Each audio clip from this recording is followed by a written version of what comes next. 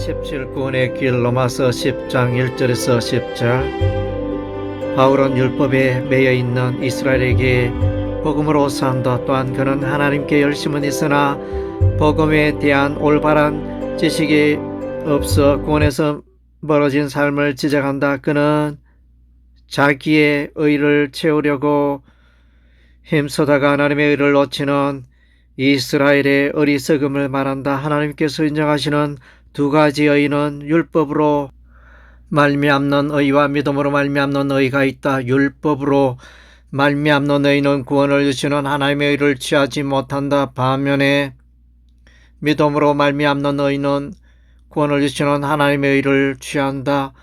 율법으로 말미암는 의를 추구하는 자들은 마침내 멸망의 길로 가게 된다. 율법의 의의 수준은 너무나 높아서 사람들 중에 아무도 그 율법의 요구를 충족시킬 수가 없다. 오직 예수 그리스도만이 이 율법의 요구를 온전히 충족시켰다. 하나님께서 사람들에게 약속하신 구원의 계약은 예수 그리스도밖에 없다. 예수께서는 율법의 마침이 되신다. 예수 그리스도는 율법의 종착역이다. 율법의 모든 것의 최종 방향은 예수 그리스도를 가리키고 있다. 이제 완관 이스라엘은 율법의 기차에서 내려 복음의 기차로 갈아타야 한다. 구원을 알지 못하는 옛 남편 율법과 영원하고 구원의 주인이신 새 남편 그리스도와 더불어 결혼하여 연합해야 한다.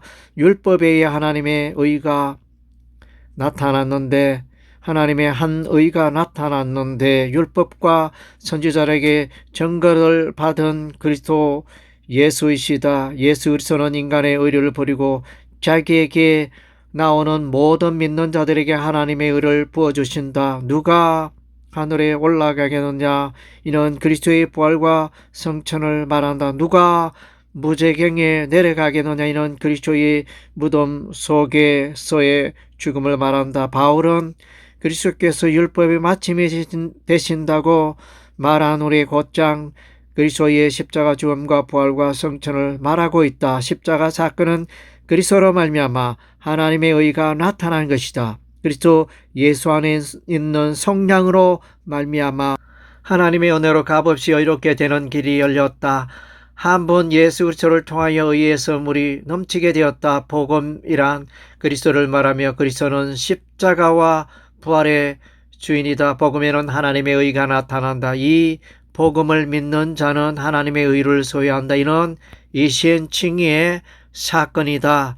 여기서 믿음의 중요성을 강조하여 이 복음을 믿음의 말씀이라고 하고 있다. 10절에 믿다의 동사는 수동형이며 신하다의 동사도 수동형을 취하고 있다. 사람이 예수를 믿고 시인하는 것은 그 사람의 행위에 속하지만 성령께서 그 사람의 마음을 감동시키어 믿으며 시인하도록 도와주지 아니한다면 불가능하다.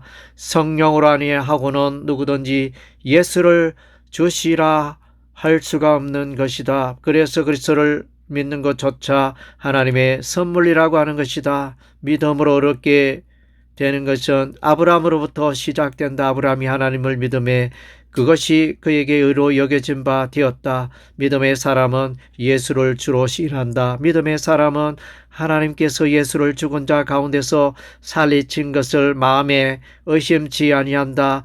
사람은 마음으로 믿어 하나님의 의를 소유하며 그의 입으로 믿음을 고백하여 구원에 이른다. 이스라엘은 그리스도를 믿지 아니하고 율법의 행위를 의지하다가 파멸의 길로 나갔다. 자기의 의가 아니라 하나님의 의를 취하라고 바울은 외치고 있다. 48 복음의 전파 로마서 10장 11절에서 15절. 바울은 누구든지 믿음으로 구원에 이른다고 말한다. 누구든지 유대인이나 헬라인이나 모든 사람을 포함한다. 바울은 서두에 자신이 이방인의 사도임을 소개한다. 로마 교회의 믿음이 온 세상에 전파된다고 말하며 모든 사람을 구원의 대상적으로 삼고 있다. 바울은 헬라인이나 이방인에게 복음의 빚진 자라고 한다. 이 복음은 모든 믿는 자에게 구원을 주는 하나님의 능력이다. 유대인이나 헬라인이라 모두가 죄인이라고 선언하여 구원에 있어서 유대인의 우월적 지위를 찾아볼 수 없다. 예수를 믿음으로 말미암아 모든 믿는 자에게 주어지는 하나님의 의가 차별이 없다. 하나님은 유대인만의 하나님이 아니라 진실로 이방인의 하나님도 되신다. 아브라함의 후손은 믿음으로 나오는 유대인들뿐만 아니라 많은 민족도 포함된다. 하나님의 구원에 이르는 자는 육신에 있는 자가 아니고 성령에 있는 자다. 하나님의 자녀는 육신의 자녀가 아니라 하나님의 약속의 자녀이다. 호세아 선지자는 이방인도 구원에 참여하게 됨을 말한다. 이방인들은 자신의 행위를 의지하지 않고 믿음을 의지하여 의롭게 되었다. 누구든지 예수를 믿는 자는 구원에 이른다. 구원이 유대인이나 율법에 속한 자에게만 있는 것이 아니라 누구든지 가능하다는 선언은 참으로 놀랍다. 선교의 주인은 하나님이시다. 하나님께서 전도자를 보내신다. 전도자의 전파로 사람들이 복음을 듣게 된다. 복음을 들은 자 중에 믿는 자가 일어난다. 믿음을 가진 자가 주의 이름을 부르게 된다. 구약 시대의 하나님께서는 이스라엘을 죄악으로부터 구원하시기 위하여 요엘, 아모스, 호세아, 이사야, 미가, 에레미야 선지자를 보내었다.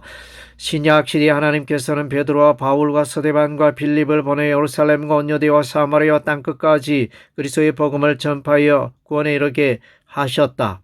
세례 요한이 그리스도를 전파하여 안드레가 예수를 믿고 안드레가 예수를 전파하여 베드로가 예수를 믿었고 순절에 베드로는 그리스도를 전파하여 3,000명이나 예수를 믿게 하였다.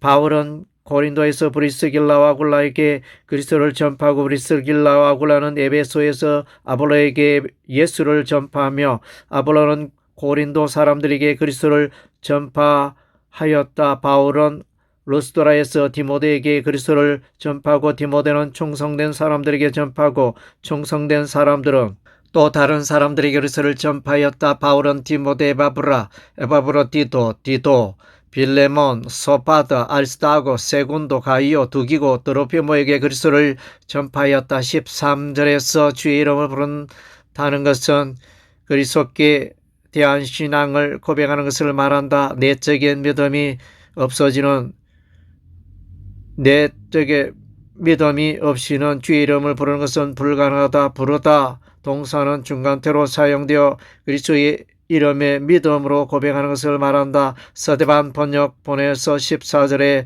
믿으리요 동사도 중간태를 취하고 있는데 이는 복음을 듣는 행위가 있어야만 비로소 믿음의 단계로 나아갈 수 있다는 의미이다. 15절에서 전하다의 동사도 중간태를 취하고 있는데 이는 좋은 소식에 대한 강한 확신이 있기 때문에 전한다는 의미이다. 좋은 소식 곧 화평의 복음을 전하는 자의 발이 아름답다. 주님의 복음 선교의 명령에 순종하는 그 발이 진실로 아름답다. 49번 악한 이스라엘. 로마 10장 16절에서 21절.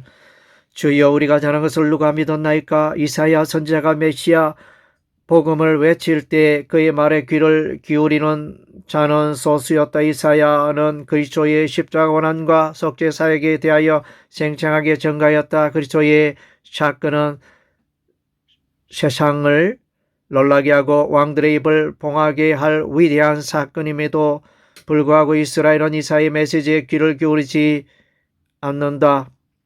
시편 19편에서 다윗은 복음의 소리가 온 땅에 퍼졌고 그 말씀이 땅끝까지 이르렀다고 하였다. 시편 19편의 일부에서 시편 19편의 앞부분에서 자연 계시를 나타내고 뒷부분에서는 성경의 특별 계시를 나타낸다.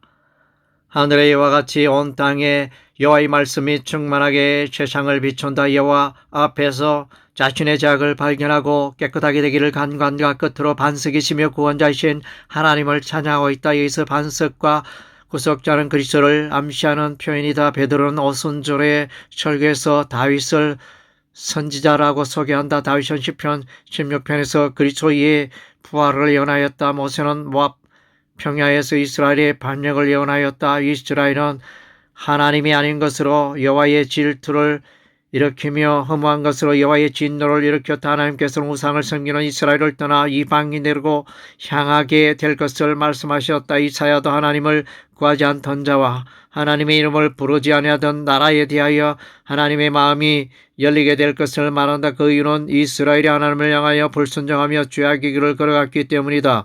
그들은 동산에서 우상에게 제사하며 벽들 위에서 분향하며 은밀한 처서 밤을 지내며 돼지고기를 먹으며 사람들을 향하여 자신이 거룩하다고 자랑하는 자들이었다.